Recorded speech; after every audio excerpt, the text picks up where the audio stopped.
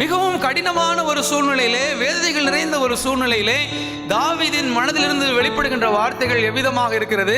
கர்த்தரை நான் எக்காலத்திலும் ஸ்தோத்திரிப்பேன், அவர் துதி எப்பொழுதும் என் வாயில் இருக்கும். சாத்தியங்கள் இல்லாத ஒரு சூழ்நிலையிலே, வாய்ப்புகள் இல்லாத ஒரு சூழ்நிலையிலே, வேதனைகள் நிறைந்த ஒரு சூழ்நிலையிலே, கஷ்டங்கள் நிறைந்த ஒரு சூழ்நிலையிலே, புறக்கணிக்கப்பட்ட ஒரு சூழ்நிலையிலே, தள்ளிவிடப்பட்ட ஒரு சூழ்நிலையிலே, அவமானப்படுத்தப்பட்ட ஒரு சூழ்நிலையிலே, ஏளனமாக பார்க்கப்பட்ட ஒரு சூழ்நிலையிலே அவர் ஆண்டவரை பார்த்து என் ஆண்டவரை எப்பொழுதும் நான் துதித்துக் கொண்டிருப்பேன் என்று சொல்ல முடிகிறது என்று சொன்னால், அவருடைய மனதிலே அவர் ஆண்டவரை எவ்விதமாக பார்ப்பதற்கு கற்று இருந்தார் என்பது என்ன செய்கிறது?